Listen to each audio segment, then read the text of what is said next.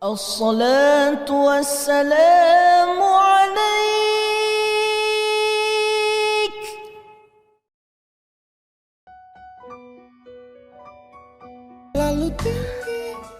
Ilmu apa yang paling penting? Kalau kita mendefinisikan ilmu sebagai bidang-bidang itu tadi, susah jawabnya. Tapi saya akan mencoba menjawab ketika saya mendefinisikan ilmu pada definisi yang berbeda. Kalau saya mendefinisikan ilmu, sebenarnya begini. Untuk memahami dunia, kita ini punya yang namanya sensor mata, telinga, yang diolah oleh otak, indera-indera, dan seterusnya. Dan tidak pada satu waktu kita mengalami semua hal. Kita pasti mengalami sedikit. Tapi kita memerlukan yang namanya model terhadap dunia itu. Karena tanpa model dunia, kita tidak bisa mengantisipasi, tidak bisa memprediksi, dan seterusnya. Anak kecil, ketika masih kecil, dia belajar, ketika belum bisa bicara, belum bisa ngomong, dia ilmunya belajarnya dari pengalaman, mencoba membuat model dunia.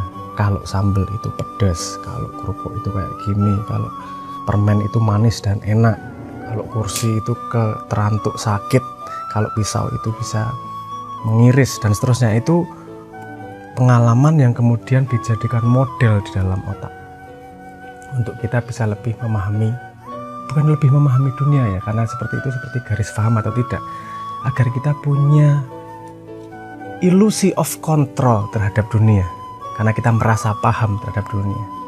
Wah, ini nanti gini, kita punya prediksi itu.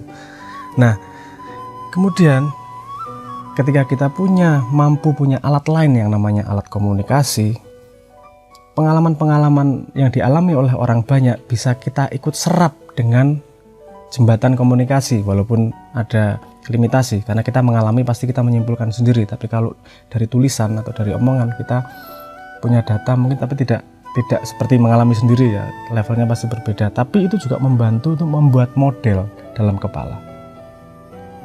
Misalnya salju, berapa orang yang pernah mengalami salju? Tapi konsep itu kita lihat lewat video, kita lihat film, dan seterusnya. Kita punya bayangan bahwa ada seperti itu, sehingga kalau masuk ke sebuah negara yang sedang musim dingin, kita bisa antisipasi salju itu seperti apa. Nah, ilmu sendiri gunanya memang seperti itu. Kita mengakuisisi informasi sebanyak mungkin untuk kemudian membuat mental model terhadap dunia, agar kita punya respon yang tepat terhadap dunia. Karena kita tahu bahwa kita tidak mungkin mengalami semuanya. Kita makanya perlu akuisisi dari pengalaman banyak orang. Problemnya adalah kemudian ketika ilmu ini dianggap sebagai representasi dari dunia itu sendiri. Padahal yang kita bangun bukanlah, pada dunia kita hanya bisa mengalami, hanya bisa berinteraksi. Tapi ilmu yang kita miliki itu hanya model di dalam diri untuk mencoba berinteraksi semut mungkin, seakurat mungkin.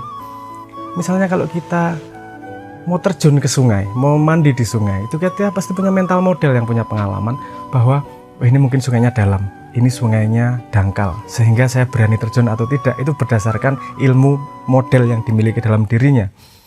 Yang sama sekali tidak punya model itu akan terkejut dan mengalami shock.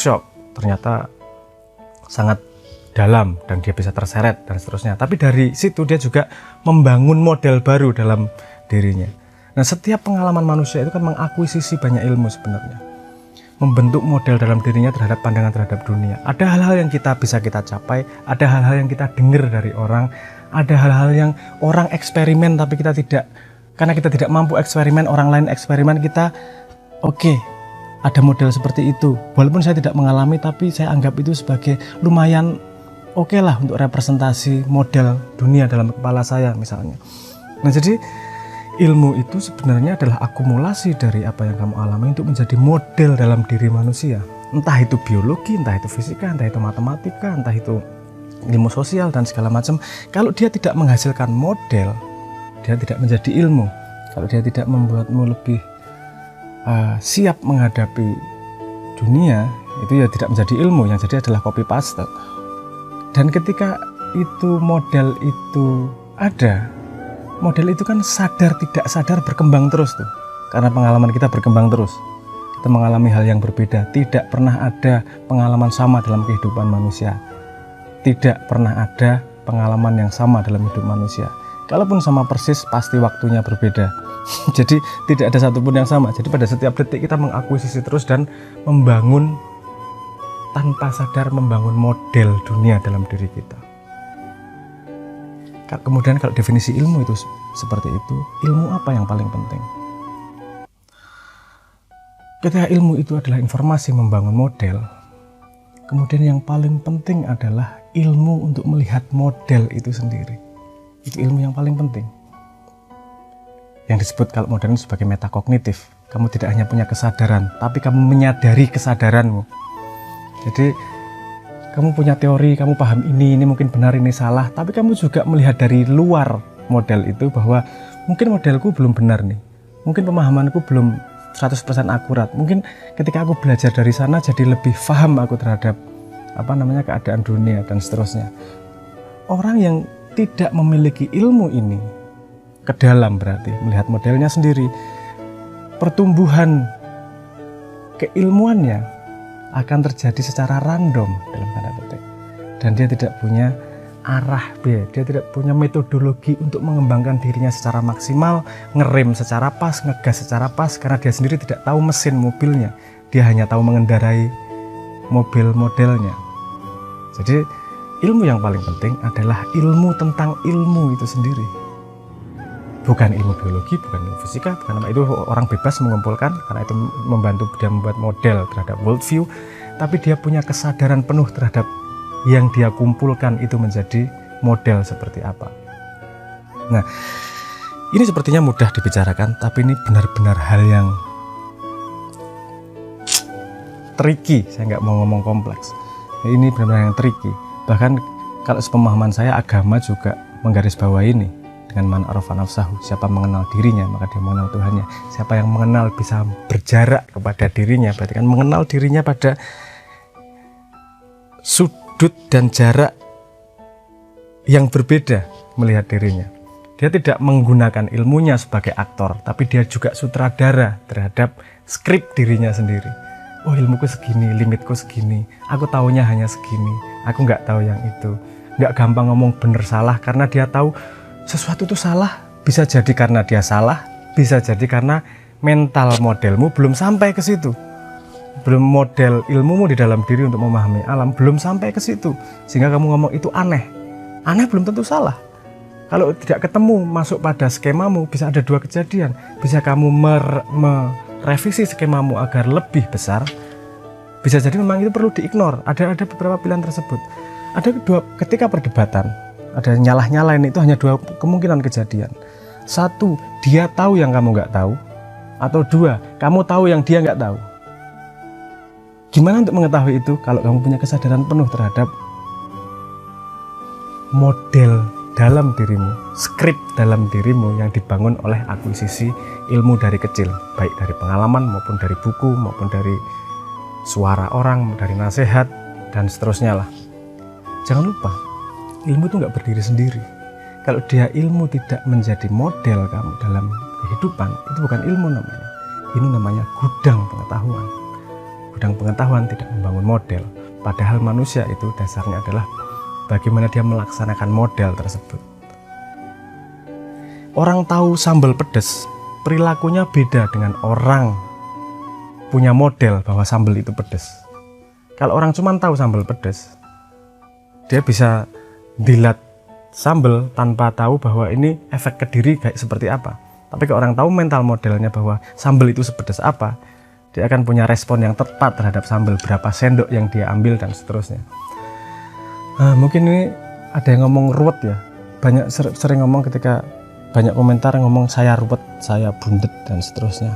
Tapi lagi-lagi memang pada skala apa mau memahami yang saya paksa suruh ngomong ini. Saya mencoba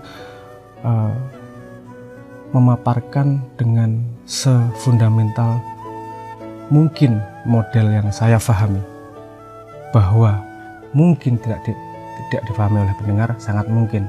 Tapi kalau kamu sadar model dalam dirimu, mungkin ada sesuatu yang bisa diambil. Tidak hanya langsung ngomong salah, ini nggak bener. Nah biasanya orang yang paling cepat kayak gitu itu dia nggak sadar sama sekali sama skrip dalam dirinya. Dia tidak secara sadar membangun ilmu dalam dirinya. Ilmu merasuk ditata random gitu aja lah. Dan menurut saya pendidikan sekolah belum mengenalkan kita, pendidikan formal menurut saya belum mengenalkan kita kepada kedisiplinan metakognitif. Kita hanya disodori pengetahuan-pengetahuan yang ditata sedemikian rupa, tidak tahu di dalam diri muridnya seperti apa. Pokoknya disodori, tapi nyatanya gimana? Anaknya bisa nge-track sendiri nggak model itu seperti apa? Anaknya menggunakan ilmu itu sebagai filter pertama untuk menghadapi dunia atau enggak? Nah, padahal menurut saya itu amat sangat fundamental. Karena ilmu dan karena pengetahuan bisa berkembang terus. Dan kamu nggak mungkin bisa mengakuisisi semua ilmu di muka bumi. Tapi kamu sangat bisa mengontrol model metakognitif di dalam dirimu. Karena itu di dalam dirimu sendiri. Sehingga kamu outputnya bisa menjadi manusia yang produktif. Bisa menjadi manusia yang memberi kontribusi positif pada society. Karena pada akhirnya, sehebat apa pengetahuan, sehebat apa ilmu, tetap dites pada skala sosial. Kamu punya kontribusi positif atau tidak? Jawaban definitif tentang ilmu apa yang paling penting yang dimiliki manusia menurut saya adalah ilmu tentang ilmu dalam dirimu. Kamu tidak hanya menjadi aktor terhadap ilmumu, tapi kamu menjadi sutradara terhadap model ilmu dalam dirimu. Itu menurut saya ilmu yang paling penting untuk dipelajari.